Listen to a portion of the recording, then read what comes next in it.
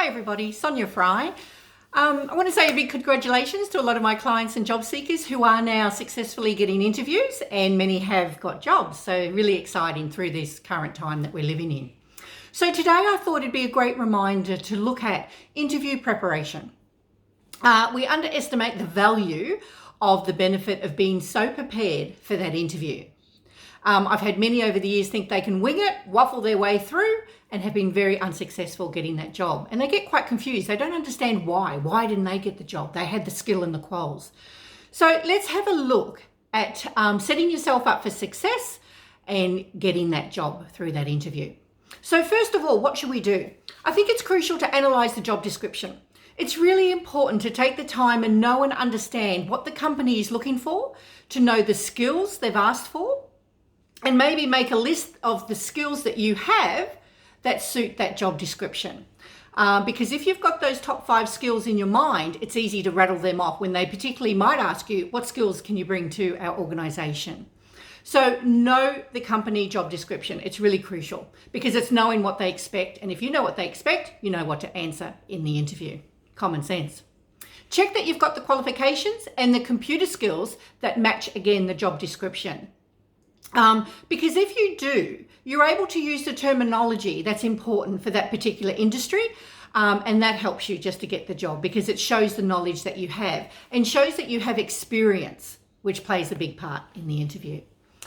So the other is be prepared with behavioural questions. Be prepared with some of those examples that they might ask of you in your previous work history. Because you can never think of them just on the spot. It's quite funny. You think you can, but your head's spinning. So if you're prepared and got some of those examples where you've utilized your skills or where you've done something exemplary and it's fresh in your mind, you can bring that forth really quickly, and it shows as well that you know your stuff. I think it's really crucial to research the company, guys. Don't underestimate. You need to not be arrogant or ignorant. You need to know what this company does. You need to know what their mission statement is. You need to know their history in the community. So research them. Find out something that's amazing, because you will get asked, can I ask, what do you know about us? And you need to know something from their website and be impressed with it. Say, I was really impressed when I researched you that I found this out. It's okay to say something like that. That impresses them. So practice your interview questions. Get your mum, get a friend. There's common questions they will ask you. The more comfortable you are with the question, you'll know how to answer it. And the more you prepare with your answers, the better you'll get. There's nothing worse sitting being stumped with a question and you can't find the words that you want to find. So practicing is crucial. Practice will help you be calmer in the interview. Practice will help you with less nerves in the interview. So it is important, even if you just sit in front of the mirror and answer some of those common questions they will ask you. There are common questions, and the first one that a lot of people struggle with is, tell me a bit about yourself. Can I ask, why do you want to work in this industry? What 5 skills have you got to bring to our team here? Look, I'm going to interview 5 people after you. Why should I hire you? What would be a weakness and a strength you feel your past work experience has given you? These are questions that you need to be able to answer on the top of your head without like looking in the sky, looking in the corners of the ceiling, trying to find your words. Preparation, crucial, guys. Now, get your clothes ready. I can't stress enough. Don't think on the morning you can just pull out that shirt and, then you notice there's spaghetti bowl on it and you don't have another white shirt. 3 days before, get your interview clothes prepared. Have an interview outfit in your wardrobe that you know is just there for interviewing. You need to make an impression. You need to dress for the industry. We don't want to overdress, but we certainly don't want to underdress, and we do want to make an impression. So clean clothes, ironed clothes. Make sure if you're a male, you are fresh shaven or it's trimmed. For females, hair is very important. Plan the style of hair that you're going to have. Not too much makeup, not too much jewelry. It is about getting that balance. We're not going to a party. We're not going to a nightclub. It is an interview where you want to make a professional impression. And never forget that saying, you can never often change first impressions. I think today we've learned that we can be very judgmental in society today, but it's just so important that we give them nothing to discriminate against us in that interview process. Don't forget, here on the coast, it's very hot. I always tell my job seekers to shower freshly in the morning, fresh underarm. Don't have smoker's breath. It can be insulting for the person who's interviewing you, depending on who's interviewing you. Now, for a lot of people here on the coast also, I mentioned to them to take out their piercings for the interview. Once you get the job, you can always talk to the employer and see if they're happy with you to put your piercings back in. Some industries it suits, but not necessarily all industries. And remember, for a lot of industries, it's not personal. It's for your health and safety.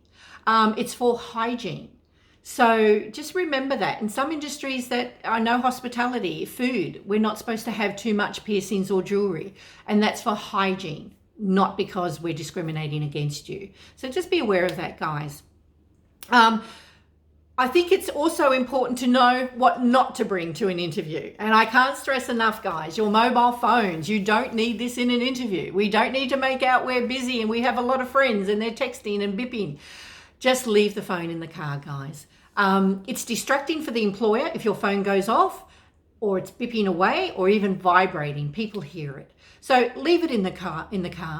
Don't walk in with a coffee in your hand. I think that's a little bit too casual. And of course, take the chewing gum out of your mouth before the interview.